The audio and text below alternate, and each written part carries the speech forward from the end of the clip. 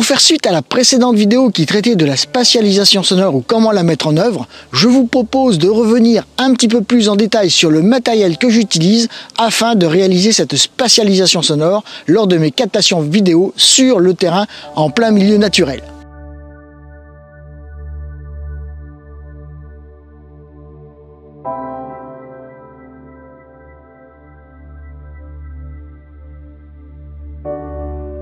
Effectivement, parce que au jour d'aujourd'hui, avec tous les réseaux sociaux et tous les médias à votre disposition, vous avez pu constater qu'il y a de plus en plus de vidéastes et de photographes amateurs ou professionnels qui s'orientent sur la captation vidéo en milieu naturel. Mais n'empêche que j'ai à cœur d'effectuer prochainement un reportage sur un lieu bien précis des endroits où je vais effectuer mes photos. Faire un petit peu un reportage du milieu naturel sur le fil de l'année, voir son évolution, voir la vie qui peut s'y trouver et ainsi rendre hommage à cette vie et à ce milieu naturel et ainsi à la nature qui nous entoure. Pour ce faire, j'ai décidé de me différencier potentiellement entre guillemets de mes concurrents, même si je ne les considère pas comme des concurrents, mais j'ai voulu un petit peu me différencier, me dissocier d'eux dans le son. Et pourquoi le son? Parce que je me dis qu'au jour d'aujourd'hui, avoir un système de spatialisation sonore va bien me démarquer des autres vidéastes amateurs ou vidéastes professionnels. Avoir un rendu sonore, c'est quelque chose de primordial au jour d'aujourd'hui. Vous faire immerger dans des belles images en 4K, en 8K maintenant, c'est bien. Mais avoir un son qui suit la définition, nous allons dire, des images, est quand même beaucoup plus intéressant si vous avez une immersion totale entre de belles images en 4K ou en 8K et un son en spatialisation sonore. Alors oui, je parle de spatialisation sonore pour ceux qui n'auraient pas vu la première vidéo parce que j'estime que à mon niveau, je ne peux pas prétendre à faire de la 5.0 ou du 5.1 ou du 5.2, que sais-je. Et pour ceux qui ont suivi la vidéo sur la spatialisation sonore, je vous ai présenté un petit peu très succinctement le matériel que j'utilise, c'est-à-dire le XLR 4.3M pour support de captation sonore, le micro disponible avec le XLR 4.3M et deux systèmes de micro wireless Rode Wireless Go. Nous allons voir dans cette vidéo en détail, si vous voulez, ces systèmes et pourquoi j'ai choisi ces systèmes. Commençons, si vous le voulez bien, par le XLR 4.3M. Pourquoi j'ai choisi le XLR 4.3M? Tout simplement parce que dans sa dénomination commerciale, qu'est XLR 4.3M, le 3 signifie le nombre de pistes que vous pouvez enregistrer en audio. Grâce à ce XLR 4.3M, je vais donc pouvoir enregistrer 3 pistes différentes sur mes supports vidéo.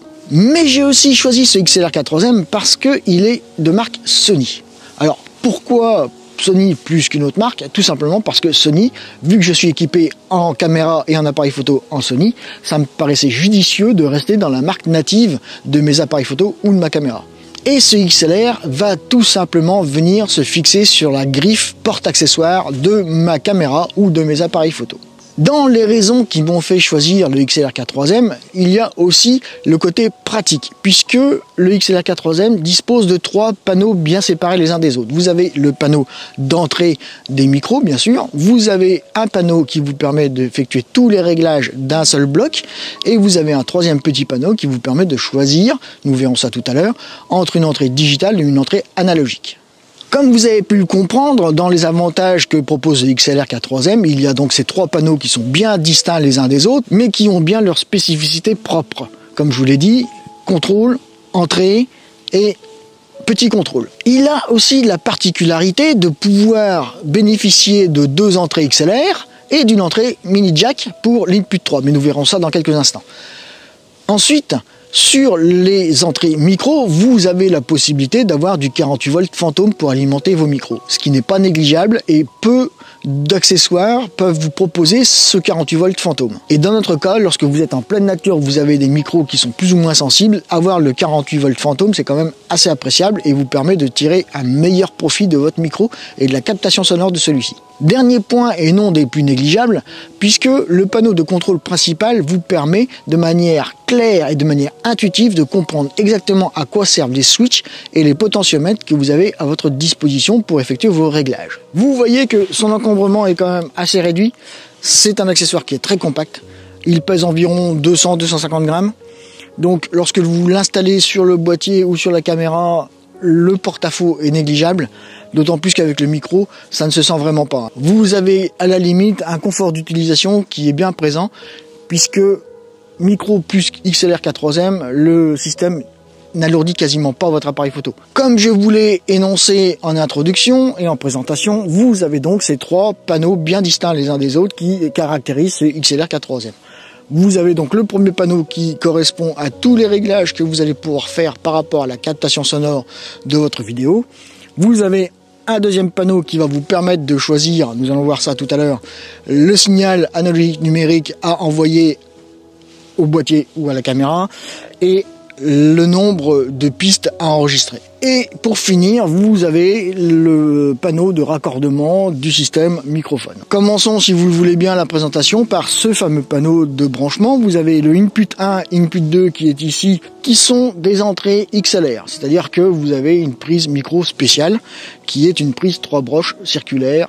Et sur la input 3, vous avez la possibilité de raccorder un jack, alors un mini jack de 3,5 mm de diamètre, ce qui est appréciable puisque à ce niveau-là, si vous êtes en reportage et que vous n'avez pas besoin forcément d'emmener des gros micros XLR pour avoir une prise de son optimale, vous pouvez vous contenter, comme moi je l'ai fait pour commencer, d'avoir des mini rods wireless que vous pouvez brancher là. Ça vous permet d'avoir un système qui est vraiment passe-partout, qui est vraiment optimal. Vous avez sur le petit panneau qui se trouve ici deux switches qui vous permettent de sélectionner les entrées à prioriser. Et après, vous avez un switch qui vous permet de sélectionner le mode audio que vous allez envoyer à votre caméra ou à votre appareil photo, c'est-à-dire un mode digital ou un mode analogique, en fonction de la compatibilité à 100% de votre accessoire par rapport à votre appareil photo ou à votre boîtier. En ce qui concerne la sélection digitale ou analogique, je vous invite à aller voir le mode d'emploi de votre appareil photo parce que c'est lui qui va conditionner le type de signal à envoyer à l'appareil photo. Si votre appareil photo n'est pas 100% digital, il vaut mieux envoyer un signal analogique afin de ne pas perdre ce signal. Parce que si vous envoyez la mauvaise donnée à l'appareil photo ou à la caméra, eh bien cette donnée ne sera pas enregistrée puisqu'il sera incapable de la lire. En ce qui concerne le troisième panneau, qui est le plus important et le principal puisqu'il concerne tous les réglages à apporter à votre capture sonore. Vous avez, si vous voulez, sur ce panneau, trois zones. Nous allons dire 3 zones et demie, vous allez comprendre pourquoi. La première zone concerne l'input 1, la deuxième zone concerne l'input 2, et la troisième zone concerne l'input 3. Et la dernière demi-zone, comme je dis, va concerner certains réglages audio par rapport à l'input 1 et l'input 2. Détaillons, si vous le voulez bien, les deux entrées input 1, input 2, puisque l'input 3 est un petit peu particulière, nous la verrons en dernière. Sur l'input 1, vous avez potentiellement 3 switches et un potentiomètre. Vous retrouverez ces 3 switches et ce potentiomètre sur l'input 2. La petite différence entre l'input 1 et l'input 2, c'est que sur le potentiomètre qui va potentiellement vous permettre de définir le gain micro à appliquer au micro, vous avez sur l'input 2 le switch qui va être de auto manuel ou link, c'est-à-dire que grâce au potentiomètre de l'input 1, vous allez pouvoir régler le gain de input 1 et input 2 si vous mettez le potentiomètre de input 2 sur link. Donc que ce soit sur l'input 1 ou l'input 2, hormis la petite nuance sur l'input 2 avec le link, ce potentiomètre auto ou manuel va tout simplement, je pense que vous l'avez compris, vous permettre de définir si vous voulez que ce soit le XLR 4.3M qui règle le gain des micros, ou alors si vous voulez que ce soit vous qui réglez avec le petit potentiomètre le gain des micros à appliquer. Alors concrètement, le potentiomètre est très sensible. Vous allez effectivement avoir un gain de 0 à plus 10 dB, ce qui n'est non négligeable et qui vous permet de vraiment affiner votre réglage de gain des micros. Alors pourquoi je parle d'affiner le réglage de gain des micros? C'est parce que sur le premier switch en haut à gauche, vous avez 0 dB, moins 10 dB, moins 20 dB. Si nous réfléchissons un petit peu, lorsque nous mettons le potentiomètre sur 0 dB, ça veut dire qu'il n'y aura aucune atténuation des gains des micros. Ou du micro selon comment vous mettez, encore une fois, le link sur le switch de input 2. Si vous laissez le gain sur 0 dB, eh bien tout simplement vous allez appliquer le gain avec le potentiomètre entre 0 et plus 10 dB. Par contre, si vous mettez ce cette atténuation sonore à moins 10 dB, vous allez avoir une perte de son de moins 10 dB sur le gain des micros. Et de moins 20 dB si vous avez mis le switch sur 20. À quoi peuvent bien servir ces atténuations? Eh bien tout simplement si vous évoluez dans un milieu sonore bruyant, tel une fête foraine par exemple, ou une salle de concert, ou une salle de bal, où il y a une sono qui est tonitruante, vous allez pouvoir diminuer le gain des micros de manière à ne pas saturer ces micros et potentiellement à encore avoir un son audible. Parce que si vous ne faites pas cette atténuation sonore, vous n'aurez sur votre piste son que du bruit et vous serez en zone rouge en permanence. Et qui dit zone rouge dit un son inaudible et incompréhensible. Donc attention à cela lorsque vous faites vos réglages pour vos captures vidéo. Regardez un petit peu dans quelle ambiance vous êtes et atténuez l'entrée des micros de moins 10 ou moins 20 dB en fonction. Pour ce faire, mettez les vumètres sur votre écran arrière de votre caméra ou de votre appareil photo afin de pouvoir régler d'entrée de jeu cette atténuation. Alors, comme vous l'avez compris, ce switch vous permet une atténuation, comme je dis, bourrin. C'est-à-dire que d'entrée de jeu, vous allez appliquer moins 10 ou moins 20. D'entrée de jeu, c'est comme ça, c'est à la hache. Vous allez atténuer vos micros à la hache. Par contre, le potentiomètre qui va vous permettre de régler le gain, lui, est toujours fonctionnel. Donc vous allez pouvoir affiner tranquillement ce gain. C'est-à-dire que si vous êtes à moins 20 dB, vous allez pouvoir peut-être remonter progressivement jusqu'à moins 10 dB avec le potentiomètre.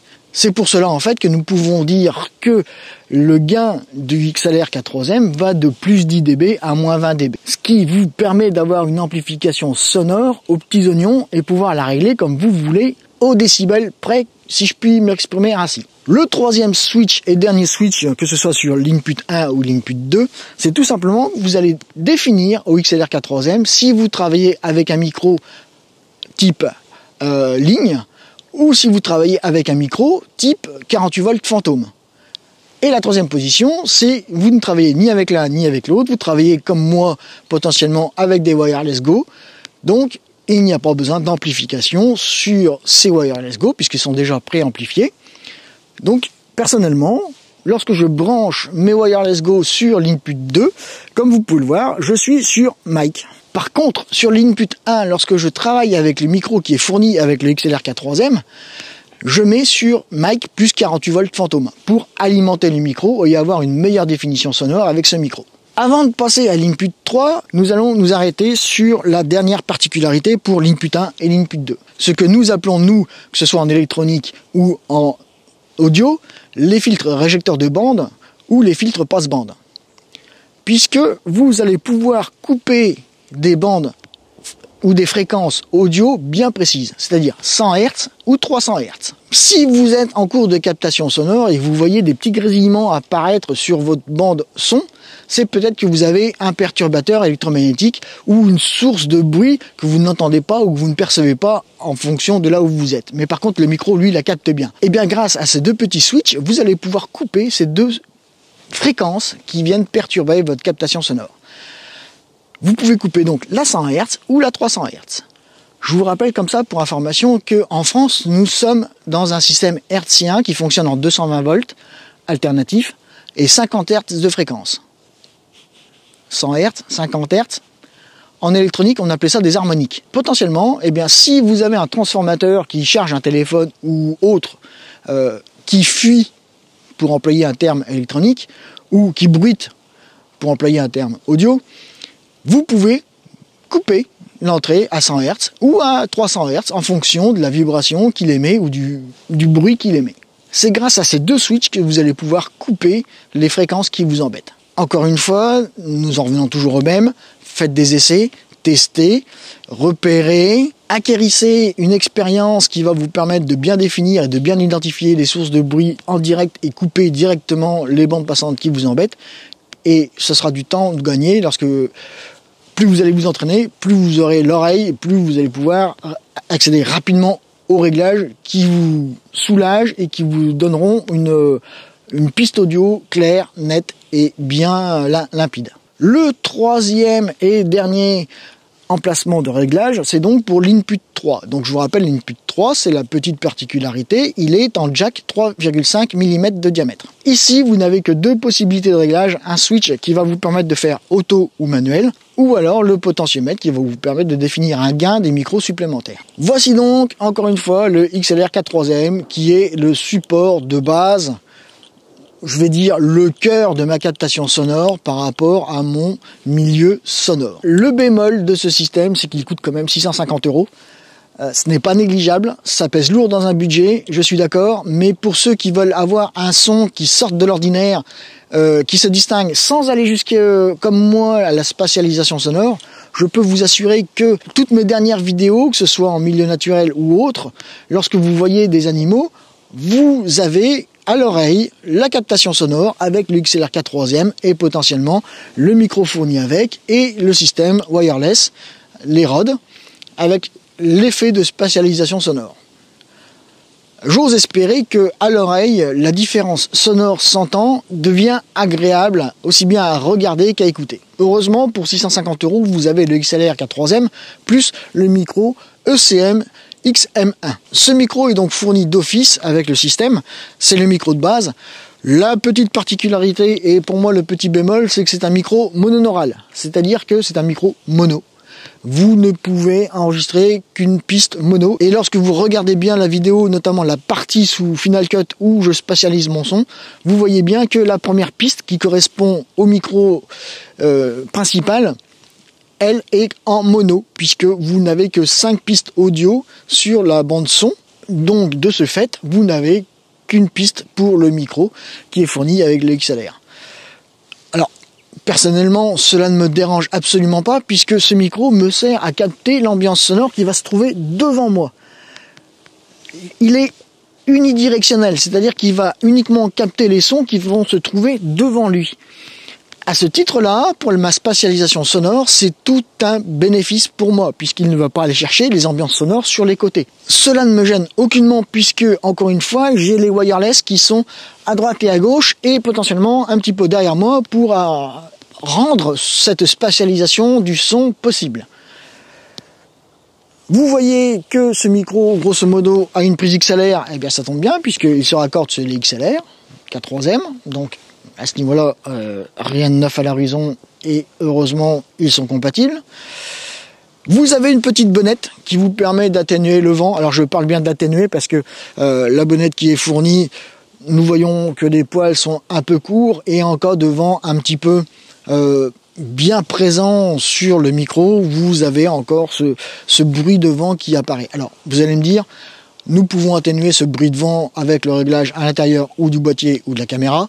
Oui, mais je trouve que si nous pouvons nous en penser directement sur le terrain, c'est d'autant de bénéfices de post-traitement. Grosso modo, il fait 15 cm de longueur. Si nous enlevons la bonnette qui est arrêtable, j'ai eu le malheur lors d'un premier tournage de vidéo de l'enlever. J'ai mis plus d'un quart d'heure avant de pouvoir la remettre. J'ai failli tout envoyer bouler. Elle est un petit peu pénible, mais elle joue quand même son rôle de protection. Elle protège le micro de tous les éléments extérieurs qui pourraient venir endommager le micro, tels du gravier, de l'eau, etc. Si nous prenons le XLR 4/3 plus le micro d'origine, il vous suffit de dégrafer une petite bague qui est ici, de soulever un petit capot, de glisser le micro dans son logement avec la bague adaptatrice en caoutchouc qui vous permet d'agrandir le diamètre du micro pour pouvoir être bien pris en épingle dans le support, de remettre la grappe en question, de clipser et voilà, le micro est fixé. Alors vous voyez que le câble n'est pas très long, hein, il mesure environ 30 cm, c'est tout à fait suffisant pour venir le brancher sur son support de l'input 1. Vous avez ici potentiellement des petites agrafes qui vous permettent de venir fixer le câble de manière à ce qu'il ne bouge pas lorsque vous manipulez votre caméra ou votre appareil photo pour les captations. C'est quand même un confort d'utilisation optimal. Et vous avez à côté une deuxième griffe qui va vous permettre de venir fixer un second câble. Effectivement, dans mon cas, lorsque je suis en captation sur le martin pêcheur, mon micro peut être placé à 2, 3, 4, 5 mètres de moi en hauteur pour être sûr que mon micro soit au-dessus potentiellement de l'aménagement que j'ai fait pour le martin pêcheur et de bien capter les sons. Et dans ce cas-là, j'ai donc investi dans une rallonge de 5 ou 10 mètres en fonction de la situation. Eh bien, cette rallonge, je vais venir la fixer ici pour qu'elle aussi ne vienne pas me gêner lorsque je vais manipuler la caméra pour filmer. C'est donc, comme je vous expliquais précédemment, les réglages input 1 et input 2 vont être différents l'un de l'autre. Autant sur l'input 1, je vais être en 48 volts fantôme, autant sur l'input 2, je vais être en mic, puisque les wireless sont déjà préamplifiés par le récepteur. Ensuite, évidemment, je vais régler le gain différemment, que ce soit de l'input 1 et de l'input 2, pour avoir un son à peu près uniforme. Je ne veux pas qu'une chaîne sonore prenne l'avantage par rapport à une autre. Je veux que mon son soit vraiment spatialisé. Je veux un son harmonieux.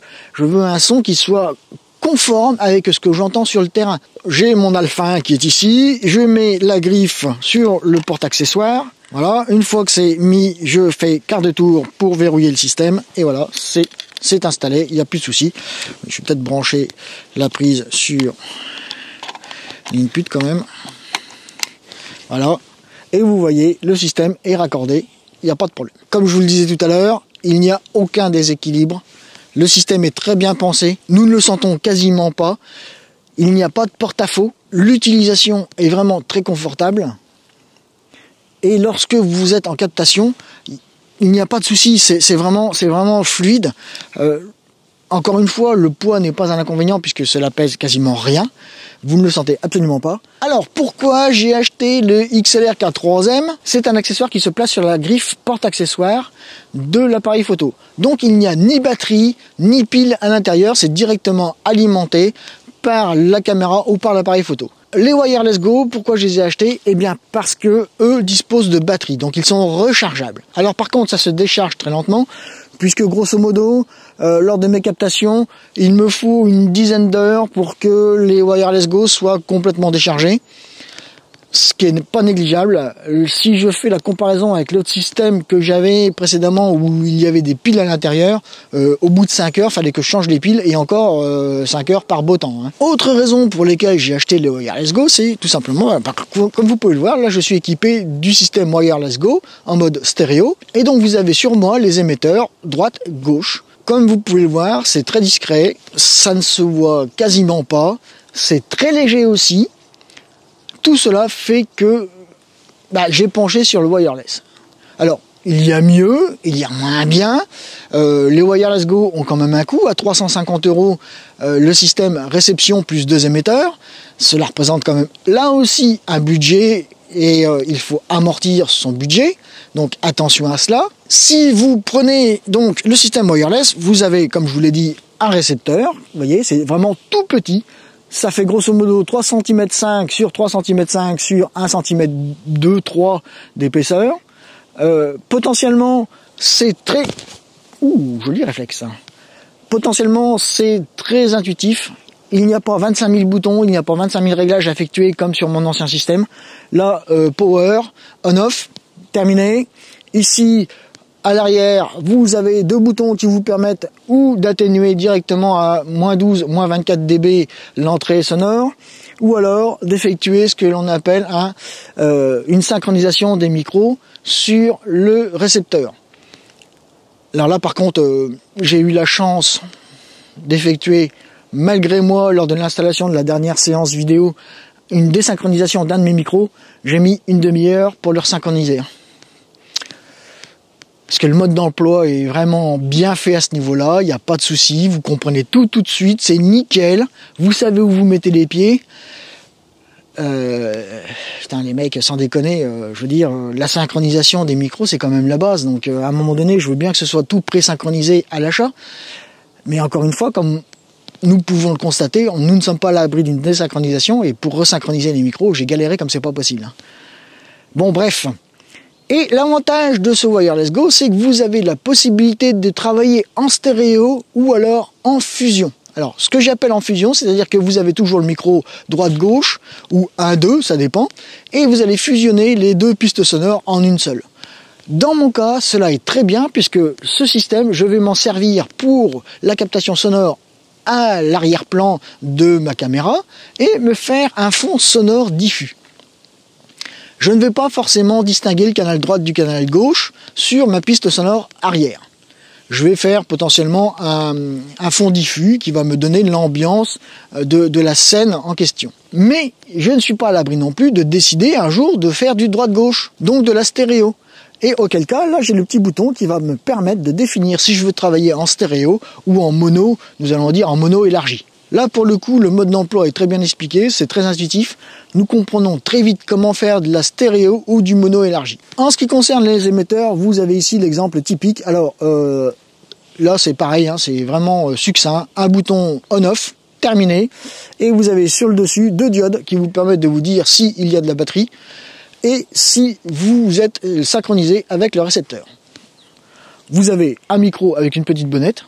Comme vous pouvez le voir, ou l'entendre plus exactement, la petite bonnette, bon, elle protège un petit peu du vent, mais par contre, elle a du mal à atténuer les bruits de frottement, et je sais que sur certaines des vidéos, on entend bien que ce soit le bruit de frottement de ma barbe sur l'écharpe ou sur la veste, ou tout simplement le bruit de mouvement de mes manches qui frottent contre le corps de ma veste.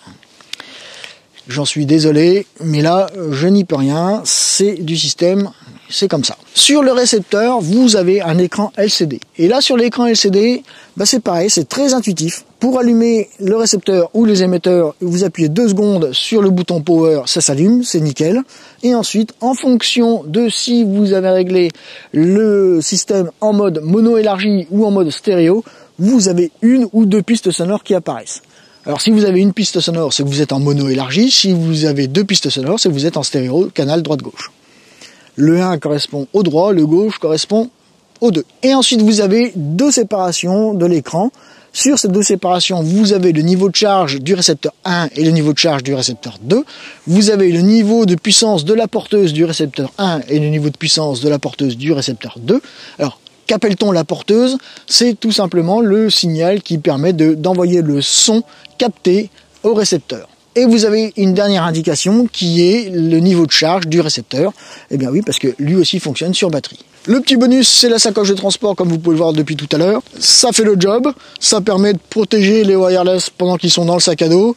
À ce niveau-là, ça évite les rayures, parasites. Et ça évite de chercher le matériel partout dans le sac à dos, parce que ça a la fâcheuse tendance, évidemment, de s'éparpiller à droite et à gauche. Eh bien écoutez, nous allons en rester ici pour cette vidéo. Dans une prochaine vidéo, je vous expliquerai succinctement comment régler votre appareil photo ou votre caméra pour pouvoir faire de la spatialisation sonore un peu plus en détail, puisqu'il y a 2 réglages à aller effectuer dans l'appareil photo ou dans la caméra.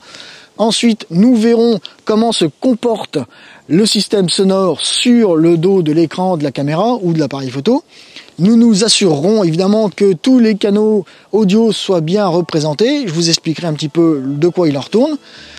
Sur ce, si vous avez des questions, n'hésitez pas à me les laisser en commentaire, évidemment. Si vous avez potentiellement envie de travailler à mes côtés, que ce soit votre photographie ou vos vidéos, je vous invite à aller visionner les offres de souscription qui sont disponibles sur la chaîne. Je vous invite à vous abonner si ce n'est pas déjà fait. Sur ce, je vous dis à très vite. Faites-vous plaisir, faites des photos.